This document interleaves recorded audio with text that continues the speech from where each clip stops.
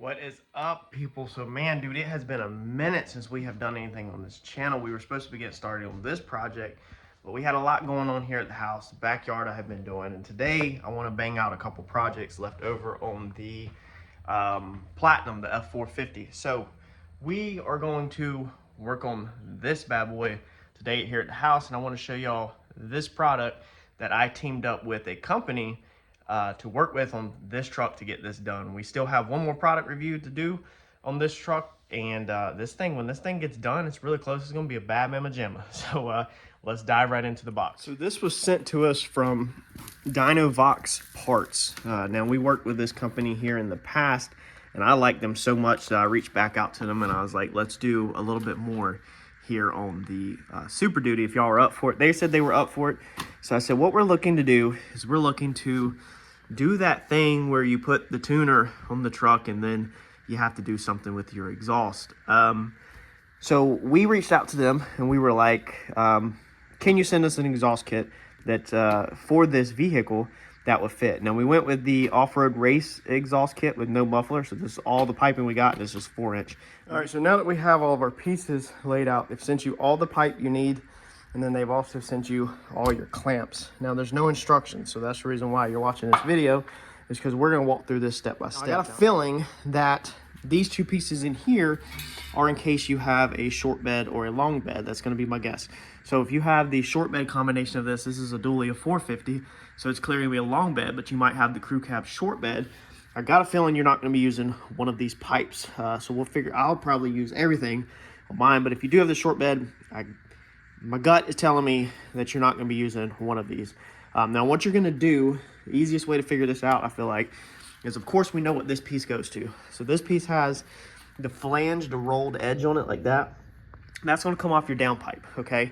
And then this piece right here that they send you is going to slip over that, okay, from that end this way to bolt up to your downpipe on your engine. We're not changing the downpipe on this, just the exhaust. So that's going to be where that's going to go. So we can get that one in there, and then we can start working our way back. Clearly, this is going to be the center of the truck. This is going to get rid of the area that the muffler thingy, spaceship thing is. We're going to watch what we say in this video, okay? So bear with me. I know YouTube triggers off of certain things, and there's certain things that make people and certain people unhappy. And so we're going to use terminology loosely here, okay?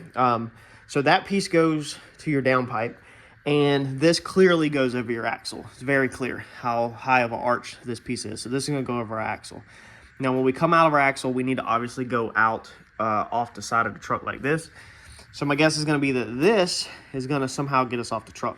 And then these bolts didn't have no lock washers. So let's go head over here to our toolbox.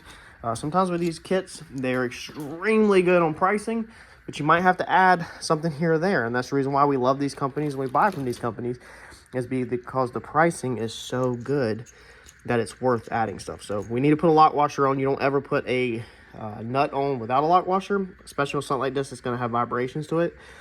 And you should not use a nylon lock nut because of the heat of the exhaust can melt the nylon. So you'll come in here and we'll have to find a lock washer like this. So you'll get this style lock washer and you'll put that on there. Obviously I need to find a bigger one. Let me do that. Let's go under the truck. Moving back to beside your transfer case and back, you'll have this thing. We all know what it's called. To get that down, instead of taking the pieces off right here, we'll unbolt these hangers from the frame rail. Like I said, there's other videos on YouTube that go really in depth of this, and you can definitely see I got some kind of leaky crap up here. Looks like out of the transfer case. We might have to address that in the future.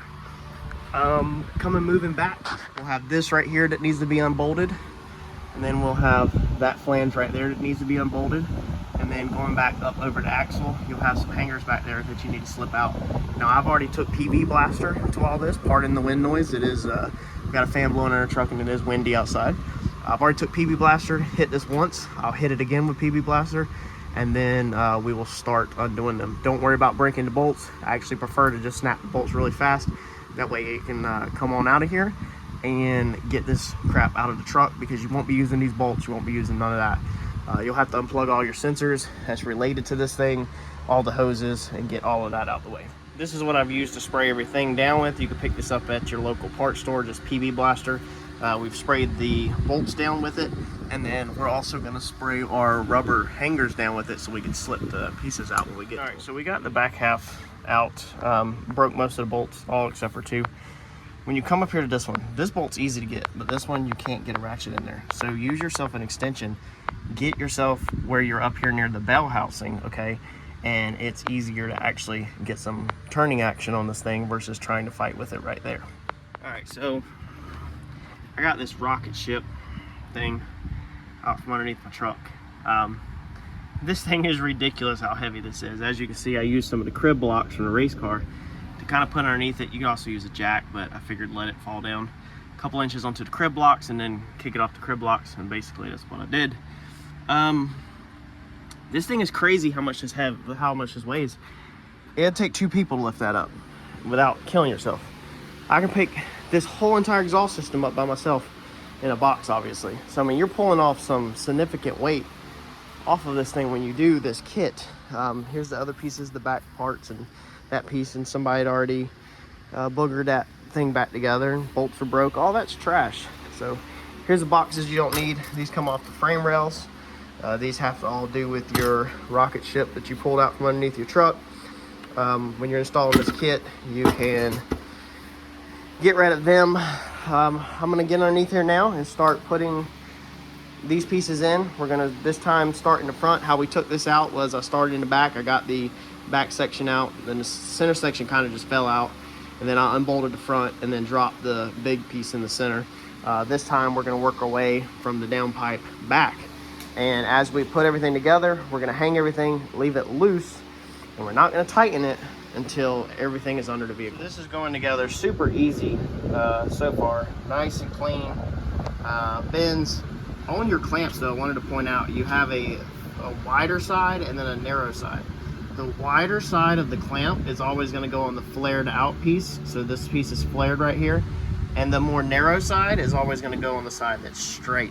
So when you're hooking these two together, that's how they go. And they only fit one way, so you can't really mess it up, but that way you just don't get any confusion. Make sure that your clamp is wider piece on the wider flare, thinner side on the thinner non-flared. All right, man, it is burning up. We actually have a heat warning today. So Dynovox, man, I'm doing it for y'all. I appreciate y'all sending me this product. I really, really do.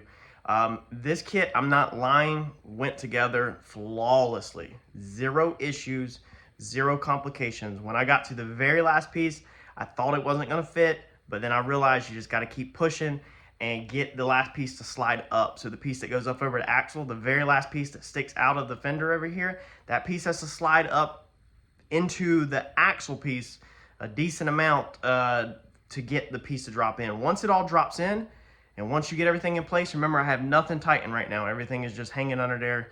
I tightened a couple bolts by my fingers. Everything fits perfect. There's nothing hitting, there's nothing touching anything.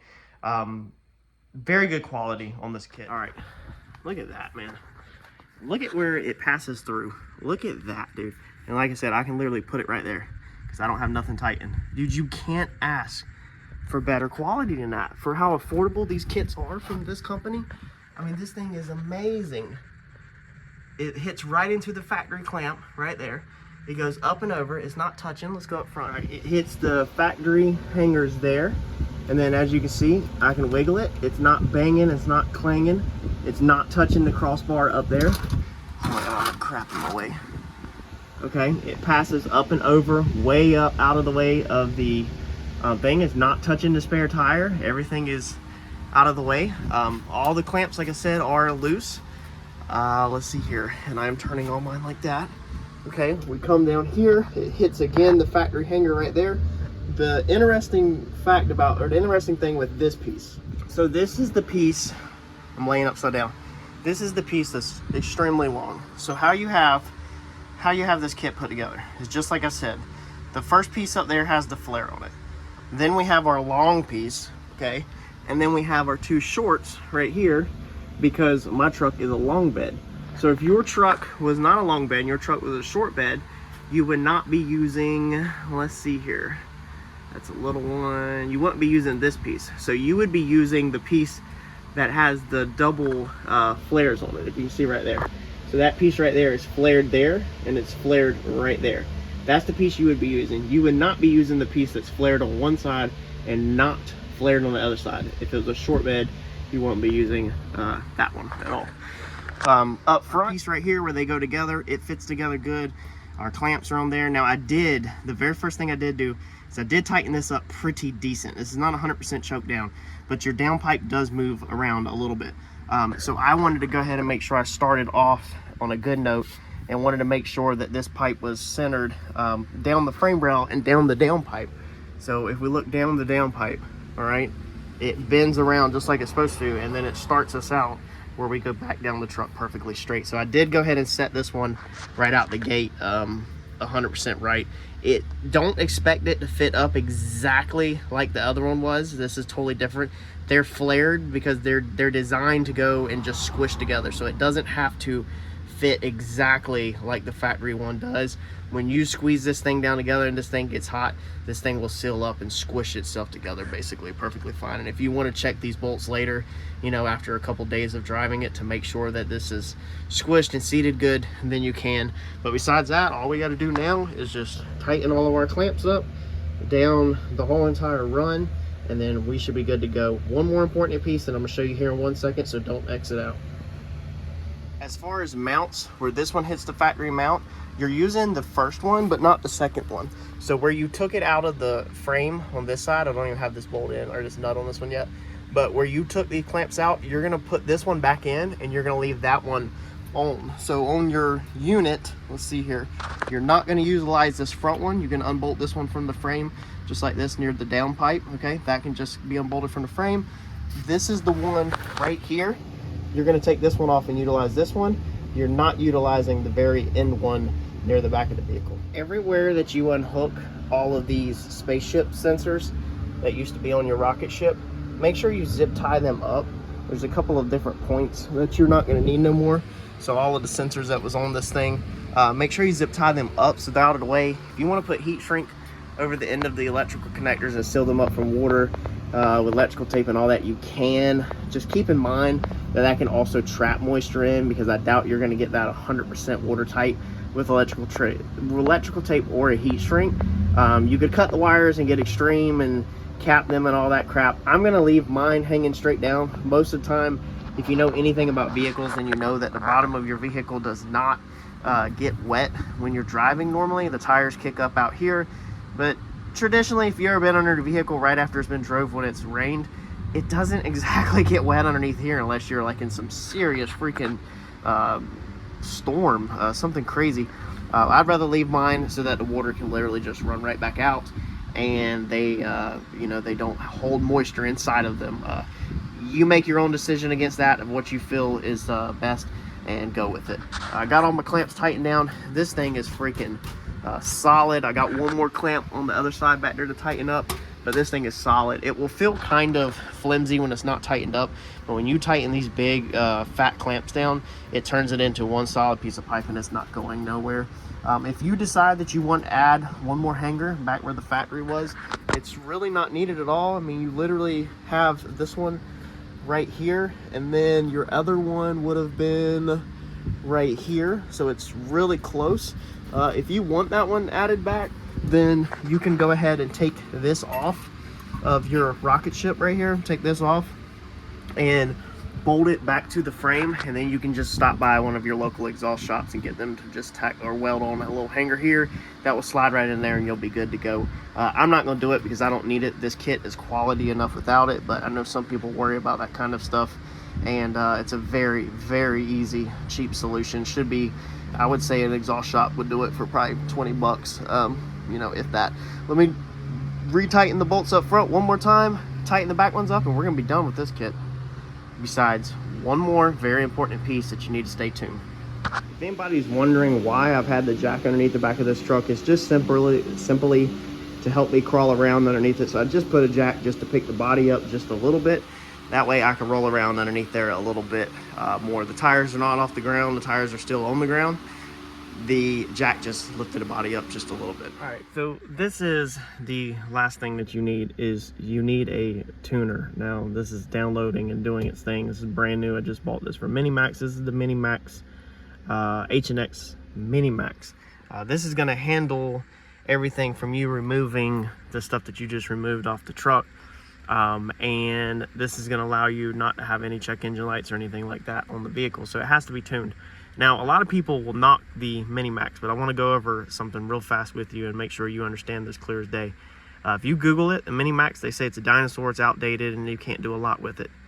If you're looking, well, first off, you know me, and you know that we're not, if you're familiar with the channel, we have a race car to go fast in. We're not going fast in this truck. This is a diesel truck. We don't race diesel trucks. It's ridiculous. Okay, we're trying to get better fuel mileage and better performance, but we're not freaking racing them.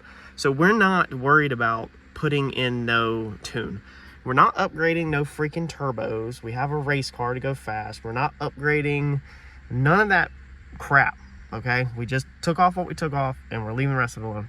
So the Minimax is perfect for people like us that we just want to get better fuel mileage, better performance, better sound, and that's it. I would not in a million years pay for a freaking tune. I can tune the race car. You know, we tune the race car right on my laptop for free. We're not messing with no freaking truck. It's not us.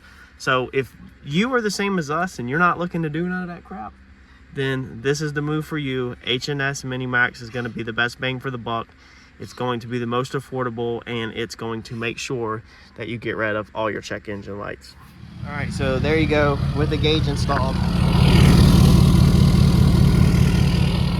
We're all hooked up. So huge shout out to Dynovox again. I greatly appreciate y'all letting me try out this exhaust system on this truck. This exhaust system will fit 2011 to 16s, I believe, and they also have it for all the other years. So go to their website, Dynovox. I'm gonna link everything in the description below to get you to their website. You can find the exact product that you need for your truck. Again, Dynovox. This is a good product.